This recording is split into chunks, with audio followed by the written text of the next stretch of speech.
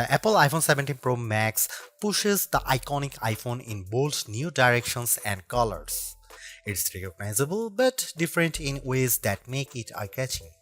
The performance is stellar and the cameras set a new high watermark for smartphone photography. For people who demand more from their smartphone, there may be no better choice. If you are looking different in your iPhone shopping journey, the iPhone 17 Pro Max has you covered. It's not just that fetching cosmic orange, the unexpected hue hit of Apple's eye-dropping event.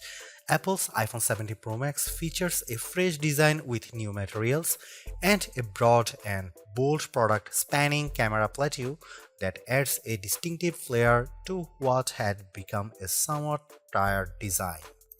Inside, the changes are no less significant, from the powerful A19 Pro chip to the new vapor chamber supported heat management system, which enable enough performance to support every peak and valley of your experience.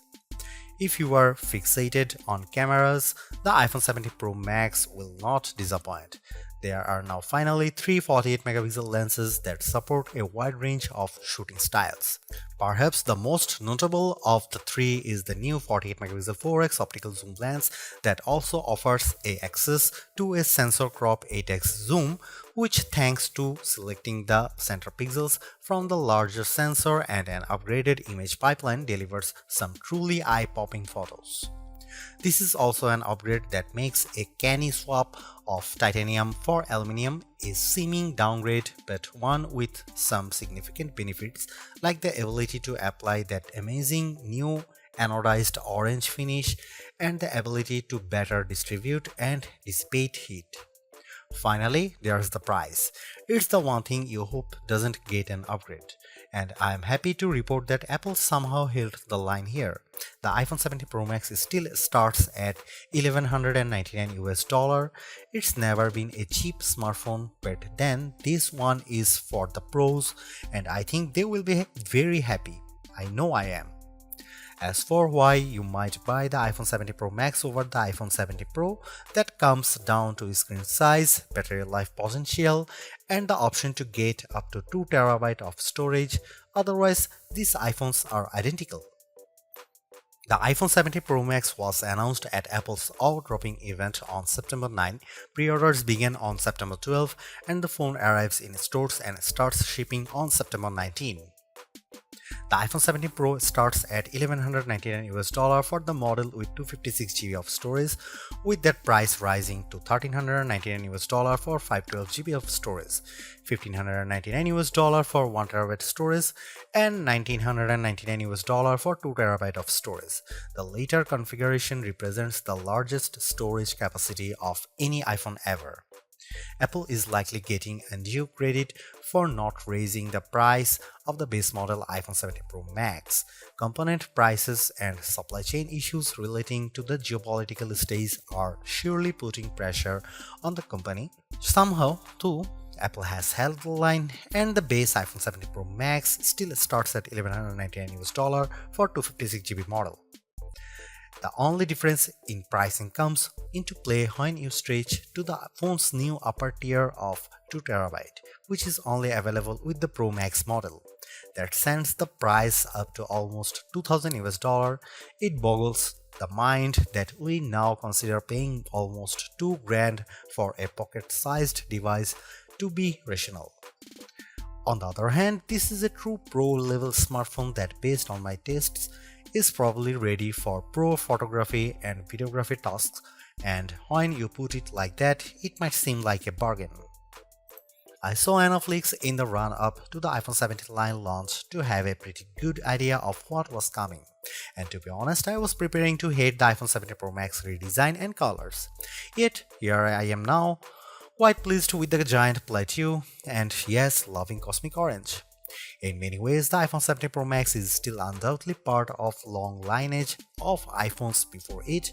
There are, though, just enough new touches here to add up to what I am comfortable calling a redesign. Starting with the back, there's the now nearly full-width plateau that's both a bold design touch but also a practical measure, in that underneath there's now more space for upgraded components like refreshed tetraprism, that supports a new, longer telephoto lens. Most previous iPhone bags featured just one material, usually metal or glass. The iPhone 17 Pro Max is a spiffy mix of the two, metal and glass, or rather a larger rectangular ceramic shield cutout with the rest a univity chassis literally carved out of aluminum. Instead of a titanium band surrounding a frame, components, and the front and back glass, the iPhone 17 Pro Max's back cascades seamlessly to the side and even curves just a bit around the front to meet the Ceramic Shield 2 screen covers, which reportedly will better protect it from scratches. It will has an incredibly unified feel, and because Apple has radically cut down on edges, the phone feels very comfortable to hold. When it comes to dimensions and weight, the iPhone 17 Pro Max is slightly larger and heavier than the iPhone 16 Pro Max, but I challenge anyone to notice the differences, which can be measured in fraction. The iPhone 17 Pro Max is 163mm tall by 78mm long by 8.75mm thick and weighs 233 grams. By contrast, the iPhone 16 Pro Max was 163 by 77.6 by 8.25mm and weighed 227 grams. This year there are no new buttons to contend with. Along one edge we have the long power and Siri button, and below it camera control. Opposite them is the action button, and below that a pair of volume buttons. There are small differences along the shorter edges. On top, an antenna cutout is now visible, and on the bottom, the pair of speaker grills appear larger. If you want to lie the phone flat, you'll have to place it screen down. Even though the back plateau is nearly the full width of the phone, the tri-camera array still bumps out even further, and between this and the wide metal bump, this phone lies on its back at a slightly more extreme angle than the iPhone 16 Pro Max. The switch from titanium to aluminum provides not only some useful heat management and energy efficiency benefits, it's also opened the door for anodized color options. I don't know where Apple got the idea for cosmic orange, but I actually love it. It's bold without being garish. There's also silver and the very deep and inky deep blue. Apple sort of explained its color choices to me and even the loss of black, but I think this is just Apple mixing things up and possibly giving a nod to all the pro level folks who buy this phone for creative pursuits. Orange is a color that will get you noticed. iOS 26's liquid glass interface might lead you to assume there has been some radical display overhaul, so much glow, shiny and artificial transparency. However, that would be mostly wrong. The platform update does change the look, but it's all still working with the same materials. The iPhone 17 Pro Max's expansive 6.9-inch Super Retina XDR OLED is largely the same as last year's, featuring a resolution of 2868 by 1320 pixels for a density of 460 ppi.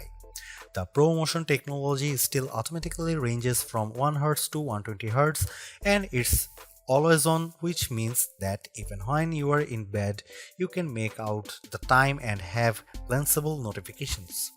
It's not though exactly the same screen. This display now ranges up to 3000 nits, that's 1000 more than the last model. In my side-by-side tests, the iPhone 17 Pro Max is more visible in direct sunlight. This effect is assisted by a new reflective coating, meaning the light bouncing off the screen is also less noticeable. There's a nice and not necessarily insignificant upgrades. With a narrow bezel, the Super Retina display comes precisely close to meeting that orange metal, with a vast expanse of color and entertainment interrupted only by the pill-shaped dynamic island. Made up of the new center stage camera and Face ID sensors, it remains a useful space for live information, but it's also sometimes a black blob cutout in games, videos, and photos. I find the information it provides useful, so I do not mind it much, but I was also hoping for a redesign that might have shrunk the thing by 50%. This is a minor quibble, and I'm sure that, like me, you probably won't notice or be bothered by it very much. Apple's redesigned plateau is not just an aesthetic choice, it's a practical one. Underneath that now larger raised platform is a lot of technology, including a new tetraprism to support Apple's longest and highest resolution telephoto lens ever. It's simply one highlight of a stellar iPhone 17 Pro Max camera system. There are a total of 4 cameras, with Apple calling the rear trio fusion cameras. The main camera is 48 megapixel, ultra wide is also 48 megapixel, and telephoto also 48 megapixel with 4x optical, and the selfie camera is 18 megapixel. Those specs only tell half the story. In general, you are not shooting at the full frame 48 megapixel resolution, or rather you might be using all 48 million pixels to produce a high quality 24 megapixel or even 12 megapixel to produce an 8x optical quality sensor crop. The ultrawide will by default shoot 12 megapixel macro photos. In virtually every instance, this is a case where less is more. Apple uses all that pixel information and its remarkable image pipeline to deliver fantastic photos with true life colors and exquisite detail. Here are some camera samples of the iPhone 17 Pro Max.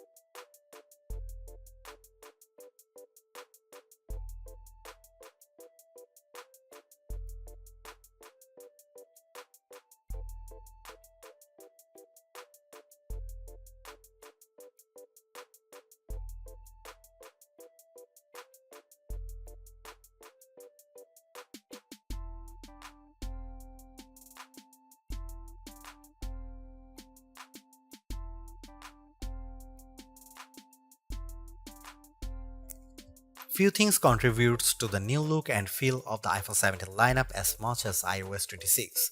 Liquid glass adds a translucent sheen to almost every aspect of the platform, and mostly it's gorgeous. Apple has done an excellent job of programming pixels to look like glass. Sometimes though, the transparency is overdone and I struggle to make out some interface elements. Think of it this way: when you can see through one element to view another, it can occasionally increase the overall clutter and make some things visually confusing. For example, when you swipe down on the screen to access global search, the search box still faintly shows what's behind it, which makes what's on top of it.